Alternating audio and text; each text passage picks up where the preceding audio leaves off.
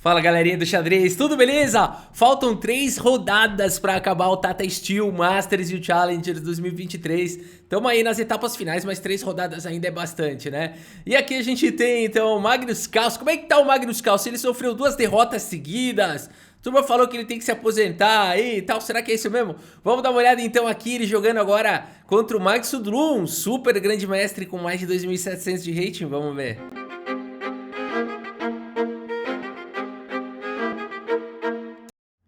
Max Sudlu, jogador iraniano, e hoje a gente vai fazer mais um daqueles vídeos com exercício mental. Você tem que visualizar as peças sem elas estando no tabuleiro. Eu vou falando os lances e você vai imaginando. Não gostaram dessa ideia? Tá bom, então vamos embora, trouxe o tabuleiro aqui e vamos nessa então. O Max Sudlu abre aqui a partida com peão dama, Magnus Carlsen responde com D5, C4 gambito recusado aqui com E6, cavalo C3, cavalinho F6, desenvolvendo os cavalos, peão toma, brancas minoria de 2 contra 3, pode ser um tema da partida. Bispo G5 jogado aqui pelo Magnus Sudlu desenvolvendo, e o Magnus Carlsen joga aqui Bispo E7, tira a cravada, desenvolve uma peça, prepara para fazer o roque. E3 foi jogado, H6, questiona o bispo. Sempre que possível, viu galera? Isso aqui é uma dicasinha bacaninha assim. Sempre que possível na abertura do Bispo G5, joga um H6, porque você ganha um tempo. Você ganha um tempo para fazer já o profilático, que você vai querer fazer em algum momento, né? Então na maioria das vezes, um H6zinho aqui para questionar o bispo é um bom lance, tá? Bispo H4 segura a partida e agora temos aqui Bispo G4 pelo Magnus Carlsen atacando a dama. A dama atacada passa para o outro lado com cheque, C6 cobre, Bispo D3 desenvolve, Magnus Carlsen coloca o rei em segurança e aqui aquele H3zinho questiona o bispo, Bispo H5 e a dama volta para C2, portanto aqui essa é a configuração do Magnus Sudlu, dando reforço aqui para a casa central de E4, né? C5 foi jogado aqui pelo Magnus Carlsen, um lance valente, um lance sem volta, né? Toda vez que um peão anda, ele não pode voltar, né? Essa é uma regra básica do xadrez. E aqui, essa brincadeira, mas é o seguinte, pessoal. Aqui deixa o peão de D5 isolado, né? Então é um lance corajoso aqui do Magnus Carlsen. Vamos ver aqui, mas ganha espaço para as peças, né? Muito interessante o lance. G4 foi jogado, e aqui então C por D4 pelo Magnus Carlsen, ele deixa o bispo, mas ataca o cavalo. Temos aqui E por D4 e agora sim o bispo volta para G6. Fala, e agora? O Magnus Carlsen pendurou aqui, né? Tem 2 peças atacando. Vamos ver a ideia aqui do Carlsen. O cara é monstro demais. Aqui a partida seguiu com o bispo por G6, F por G6, dama por G6. O cara fala, pô, tô bem aqui, né? Mas aí o Magnus Carlsen me manda a bala aqui nesse lance. Cavalo por G4. Enxerga longe demais aqui o Magnus Carlsen. Esse lance abre um ataque para cima do bispo e também tira proveito do rei no centro, né? Porque esse bispo toma, a dama toma aqui com cheque e dá tempo de tirar o cavalo, né? Então o Magnus Carlsen recuperou seu peão de uma maneira espetacular, mas nada é tão simples. Ele tem que ter calculado dama E6 com cheque. E depois de torre F7, H por G4. Bispo por H4 recupera a peça, mas agora cavalo F3 ganha um tempo para cima do bispo e o peão de D5 está atacado. E agora Magnus Carlsen? O Magnus Carlsen joga agora com dama F6, o melhor lance da posição, atacando a dama.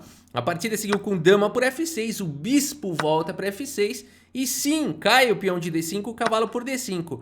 No entanto, o cavalo C6 segue na partida com pressão para cima do peão de D4 e vai existir também ataque para cima de D4, ou seja, o Carlsen vai recuperar o peão.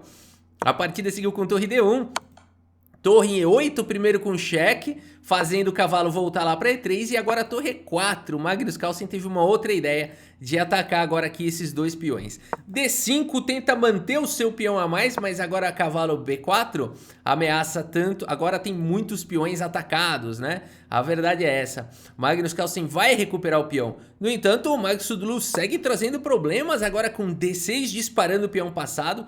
O Carlsen segue com cavalo C2 cheque, ele não quer o peão de A. Ele quer desestruturar os peões aqui do Magnus Sudlu. A partida seguiu com rei E2, cavalo por E3, F por E3, deixando um alvo aqui suculento.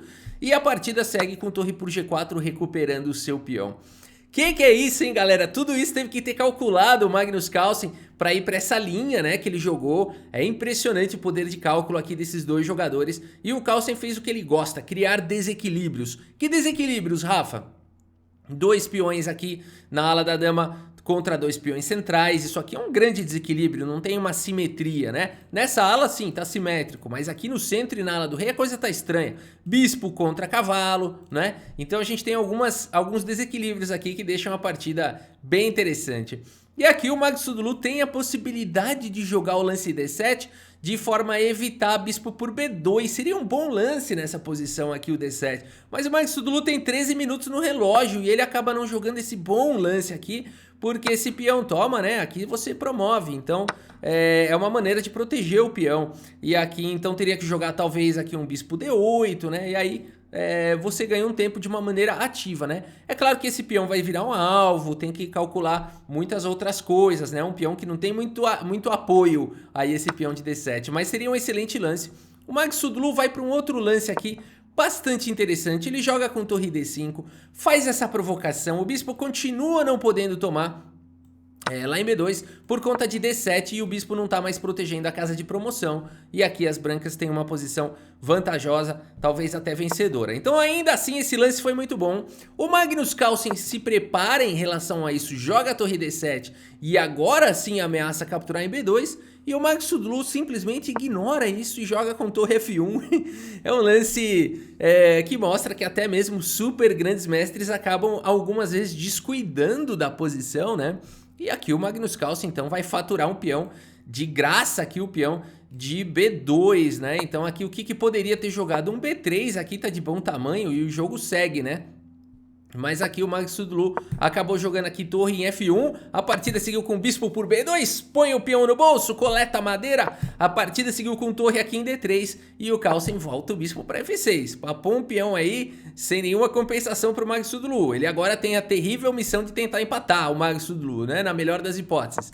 Torre D5 foi jogado, torre B4, passa a torre aqui pro outro lado, fica ameaçando todo tipo de ataque, quer trocar peça agora o Carlsen, porque agora ele pode dar cheque aqui, mesmo que a torre cubra, você pode trocar, tá caindo aqui em D6, né? Então torre de F em D1, seguiu na partida e agora rei F7, trazendo o rei pro jogo, vai pra cima do peão.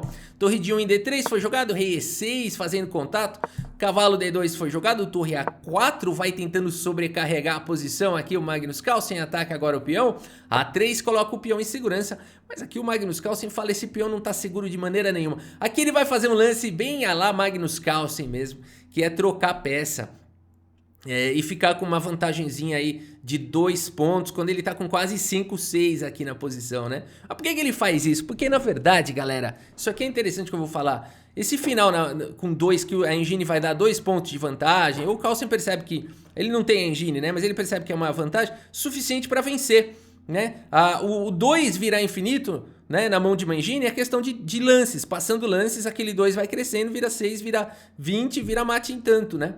Então o Magnus Carlsen sabe disso e por isso ele vai para esse lance aqui, torre por A3, um lance da simplificação, essa é a palavra-chave para entender um pouco do estilo do Magnus Carlsen, ele gosta de simplificar para posições vencedoras, né? Ele poderia jogar o lance B6, o lance da engine, que dá 6 pontos de vantagem aqui para as negras quase. E4, bispo E5, sobrecarrega o peão. São lances aqui melhores, segundo os computadores. Mas se o Carlsen consegue uma posição suficientemente boa para ele enxergar uma vitória, ele vai.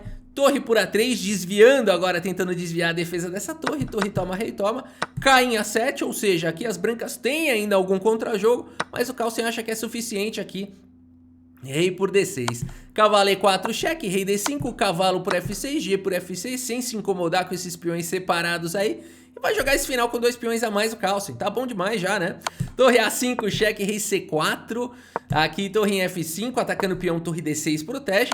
Torre F4 com cheque, o rei vai para B3, torre F5 aqui, bloqueando os 2 peões, né? Ou esse não avança, esse também não sai do lugar. E o rei aqui, né, tá dando suporte aqui para esse peão. Vamos ver como segue, rei A4 dando suporte para casa de B5, torre em F4 com cheque, rei A5, e aqui torre H4 indo para cima do peão. E aqui o Magnus Carlsen fala, eu não preciso de 2 peões, é muita coisa, um a mais só tá bom.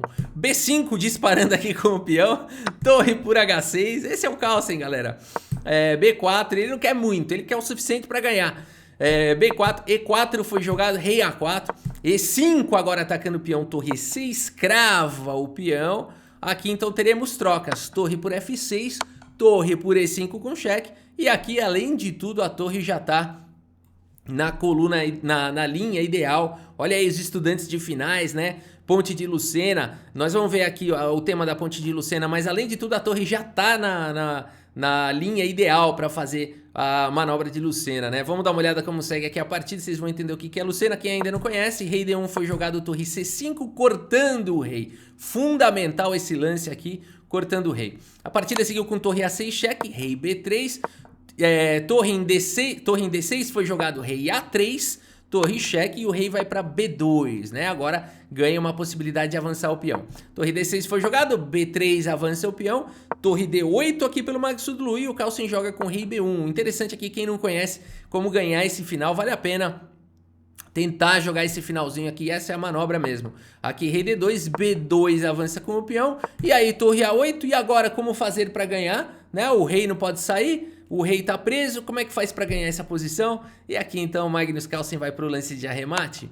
Torre D5, meus amigos, e nessa posição Magsudlu abandona aqui a partida. Abandonou porque não dá mais, pessoal. Ou das duas, uma, né? Ou o rei vai ganhar acesso à casa de C1 ou vai ganhar acesso à casa de C2, né? O rei vai ter que soltar uma dessas casas. Se ele quiser segurar aqui essa casa de C2, né? O rei ganha aqui a casa de C1, né? E aqui simples assim o peão vai ser promovido no próximo lance. Não adianta querer dar checkmate, jogar alguma coisa assim, você promove, a torre dá cheque e a torre volta, né? Então tá seguro aqui. E que mais pode acontecer, né, nessa posição aqui de arremate? Se o rei tentar vir para E3, aí o rei ganha aqui a casa de C2 e a gente vai ver a ponte de Lucena. Por que eu falei que essa torre tá na linha ideal? Vocês vão ver agora para fazer aqui a manobra de Lucena. Torre cheque, o rei sai para B3, torre cheque, o rei sai para C3. Aqui existe a ameaça de trazer a torre e promover, né? Então aqui, por exemplo, qualquer lance aqui que as brancas fizerem, bom, torre A5 também seria uma possibilidade, você pode jogar simplesmente torre C5 aqui e também tá ganho, né? Vai jogar assim. Existem várias maneiras de ganhar, mas a Lucena é a seguinte, torre C8 cheque, o rei vem para B4 e depois de torre B8 cheque. Por isso que essa é a linha ideal, porque nesse momento a torre consegue cobrir com o suporte do rei e não tem como evitar a promoção aqui do peão, né? Bonita a partida aqui, bonito o final aqui do Magnus Carlsen, né? Ele faz parecer simples aí as partidas, mas é interessante ver como ele simplifica para uma posição vencedora. Jogou rápido, terminou com mais tempo do que ele começou. Claro que ele usou o tempo dele, mas no lance 40 ganhou mais tempo, né? Então, e aqui a gente tem o relatório aqui do chess.com e a questão que fica é, será que o Magnus Carlsen subiu na tabela? Porque ele perdeu 2 partidas seguidas lá, como é que tá esse Magnus Carlsen agora aqui no torneio, né? Bom, primeiro, 91,9% de precisão, bizarro, não cometeu nenhum erro na partida, uma imprecisão só, jogou igual uma engine o Magnus Carlsen. E aqui a gente tem a classificação. Por enquanto faltando 3 rodadas, ainda tem mais 3 rodadas. E olha só, de repente o Magnus Carlsen pipocou aí na 3ª colocação. Não tem jeito, o cara nasceu pra ganhar torneio, né? Ele pode perder, pode ficar em último. De repente o cara vem igual um foguete, né? Ele é impressionante, o Magnus Carlsen. Tá subindo, não tô dizendo que ele vai ganhar esse torneio. Essa chance com certeza existe. Na próxima rodada a gente vai ter o Guiri contra o Abdusa, que são os 2 líderes.